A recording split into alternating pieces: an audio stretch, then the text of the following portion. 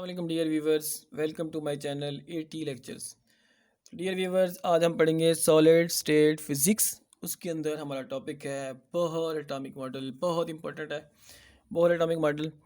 तो Bohr atomic model क्यों पेश किया गया? बोहर जो है वो स्टूडेंट हैं रदरफोर्ड के। तो रदरफोर्ड के मॉडल पहले बहुत फेमस था, उससे पहले जे जे थॉमसन मॉडल था। जे जे थॉमसन मॉडल के अंदर कुछ फ्लॉज थे, तो वो जे जे थॉमसन जो है वो रदरफोर्ड के टीचर हैं, तो वो उनकी लैब में काम करते थे। रदरफोर्ड जे जे थॉमसन की लैब में पहले सबसे पहले जे जे थॉमसन का मॉडल आया था, वो बहुत ही फेमस हुआ था, बहुत लोग उसी को करेक्ट मानते थे। लेकिन उसमें कुछ फ्लॉज थे, क्योंकि जो जे जे थॉमसन का मॉडल था वो ये कहता था कि जो अल्फ़ा पार्टिकल है 1 डिग्री से ज़्यादा डेविएट नहीं करता टकराने के बाद। लेकिन जब रदरफोर्ड ने एक्सपेरिमेंट किया तो वो 1 डिग्री से भी ज़्यादा डेविएट करता था, यानी कि 180-90 से भी ज़्यादा। वह कुछ पार्टिकल तो उसके 180 डिग्री पर ही डेविएट हो गए थे पूरे। तो वहाँ से ही उसने डिस्टेंस ऑफ क्लोजेस्ट अप्रोच निकाला था।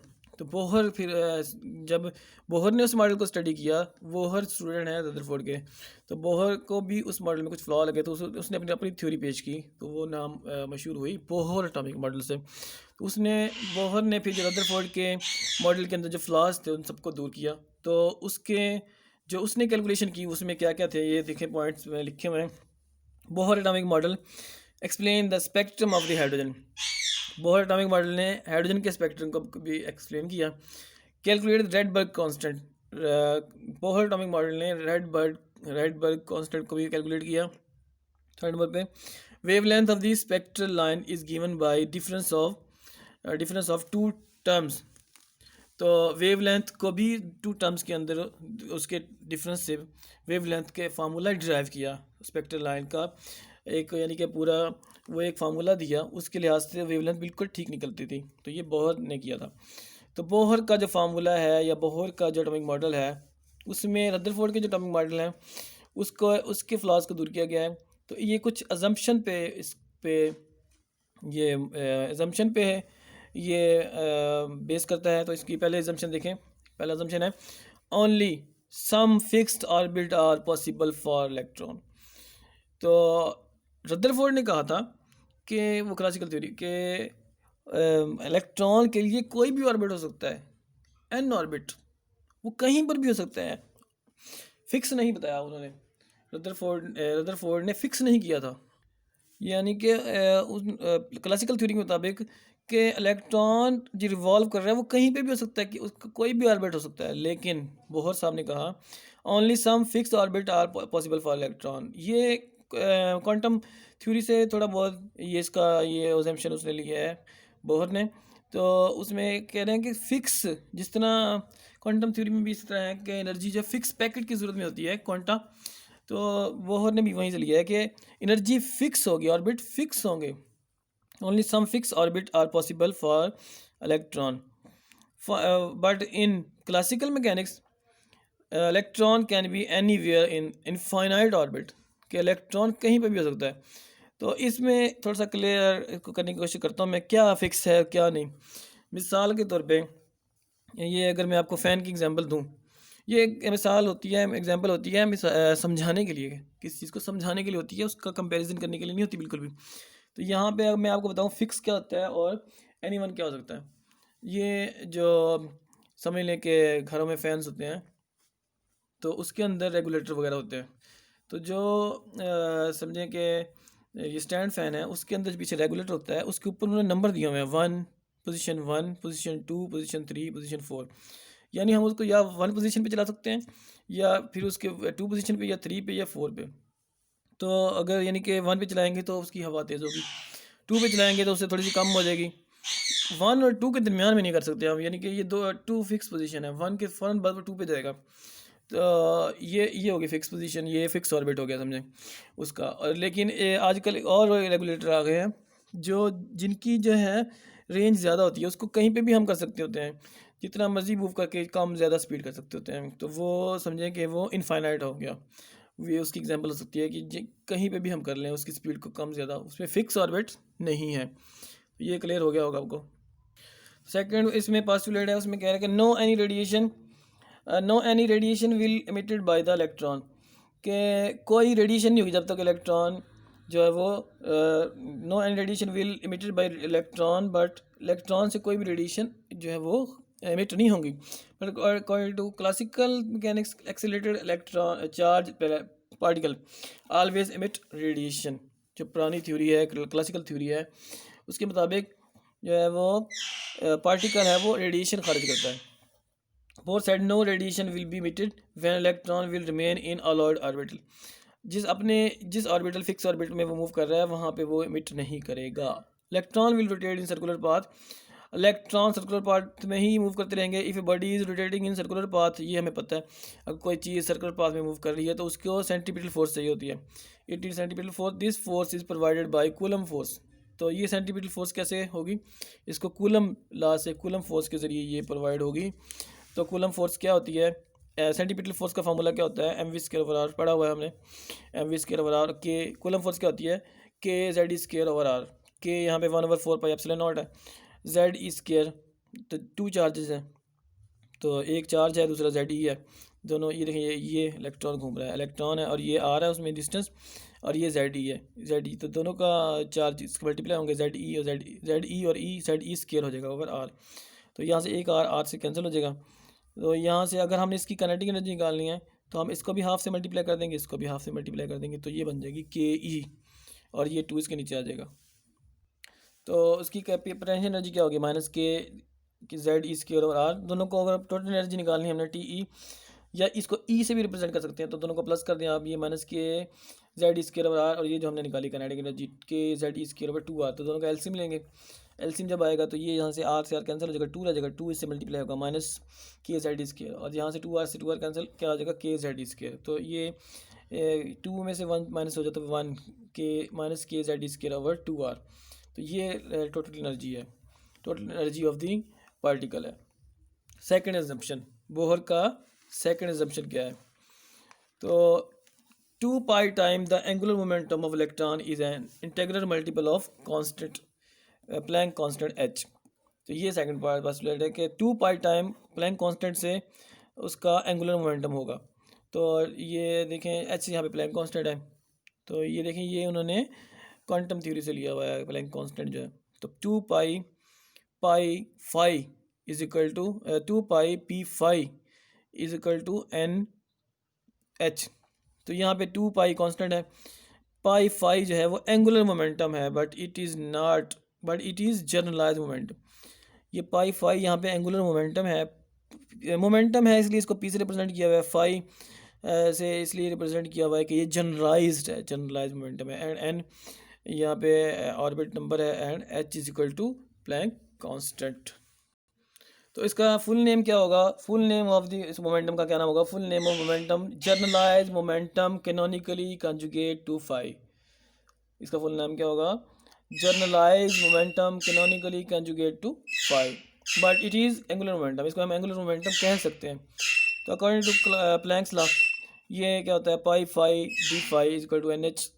तो यहाँ पे इसको इंटीग्रेशन करें तो क्या बनेगा, ये पाई फाई जो है बाहर आ जाएगा, पी फाई मोमेंटम बाहर आ जाएगा, डी थीटा, ये इंटीग्रेशन एक दूसरे को कैंसिल हो जाएंगे, तो ये फाई आ जाएगा, डी फाई है, फाई आ जाएगा, फाई फिर इसकी लिमिट पुट करेंगे तो 2 पाई माइनस 0 हो जाएगा। तो ये बन जाएगा p phi 2 pi is equal to N h.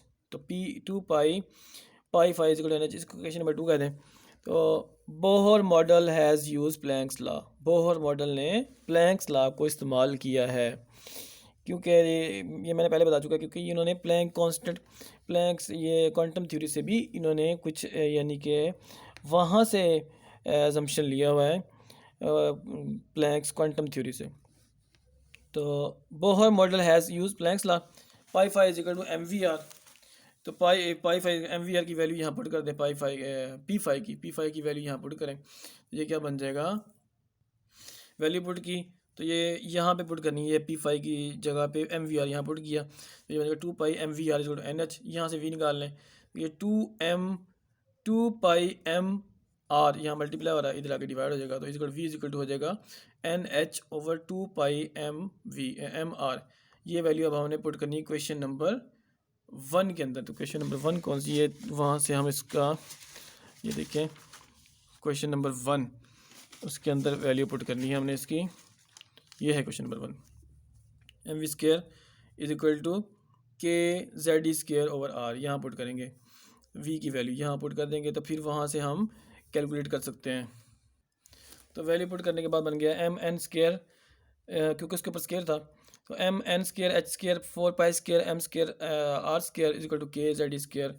यहाँ से हमने आर कैलकुलेट करना है, तो एक 1 आर इससे कैंसिल हो गया, 1 एम इस एम से कैंसिल हो गया, जो रिमेनिंग है तो आर इक्वल टू क्या हो जाएगा, हमें आर चाहिए ऊपर, तो दोनों को कर लें।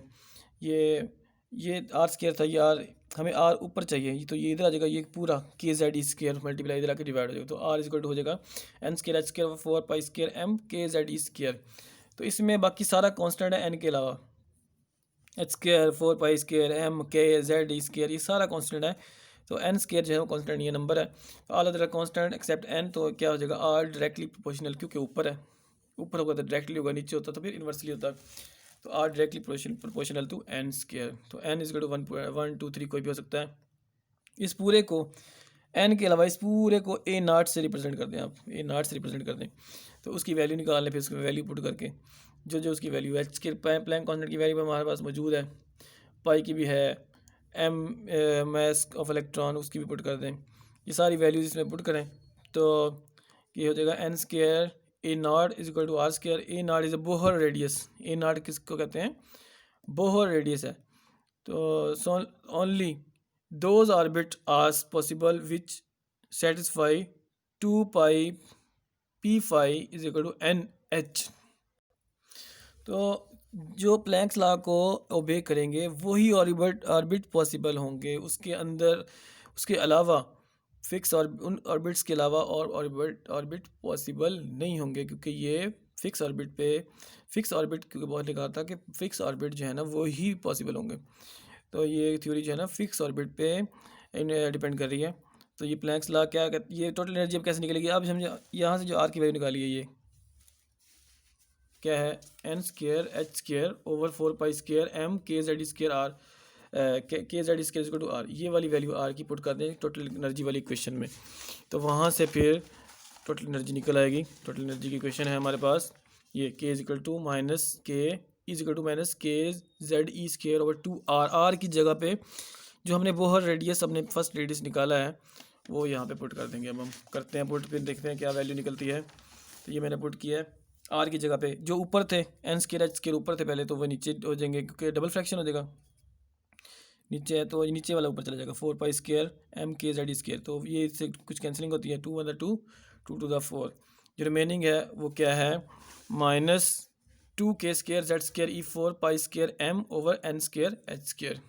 तो इसमें भी देखें ये के जेड स्क्वायर और एन स्क्वायर, इसके अलावा बाकी देखें 2 है, के स्क्वायर है, ई 4 है, पाई स्क्वायर है, एम है, ये एच स्क्वायर है, ये देखें सारे कांस्टेंट है। इसके अलावा अगर मैं इसको बाहर निकालूं तो ये सिर्फ एन स्क्वायर जेड स्क्वायर के अलावा बाकी सारे कांस्टेंट है, तो उसकी वैल्यू हम पुट करके हम कैलकुलेट कर सकते हैं। तो हम कैलकुलेट करते हैं उसकी वैल्यू, तो ये मैंने कैलकुलेट भी किया है।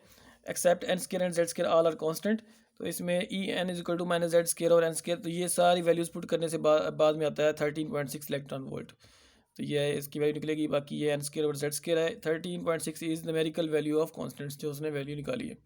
तो ये बोहर का सेकंड असम्पशन था। अब हम करते हैं बोहर का थर्ड असम्पशन।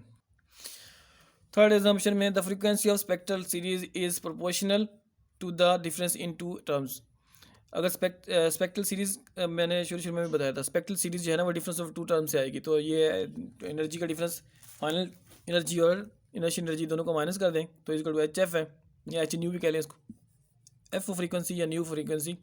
तो final and third initial state है, तो H F is equal to होता है एच सी ओवर लेमडा, यानी कि F is equal to C over lambda है, F is equal to C over lambda put कर दिया, एच सी ओवर लेमडा होगा इक्वल टू, तो ये फाइनल एनर्जी जो है वो दोनों नेगेटिव हैं, वो भी नेगेटिव है, तो नेगेटिव 2 ये हमने निकाली अभी वैल्यू पीछे, ये जब 13.6 निकाला था तो इससे इसकी जो वैल्यू है जिसको हमने कैलकुलेट नहीं किया था सारा, वो उस वैल्यू पुट कर दें सारी, minus 2 K square Z square E 4 pi square M over, सिर्फ एन की जगह पे एक जो फाइनल के लिए एफ लिख देंगे और इनिशियल के लिए आई लिख देंगे, तो N F square H square minus into minus ये वाला 2 के स्क्वायर जेड स्क्वायर, बाकी सिर्फ वही E4 P pi square M N I square, देखिए N की जगह N I हो गया, यहाँ N F था एस के, देखिए सारा बिल्कुल सेम है, ये क्लियर है बात, ये समझ आ गई, बिल्कुल सारा वही है जो ई की वैल्यू है, सिर्फ एन की जगह पे फाइनल के लिए एन एफ पुट कर देंगे,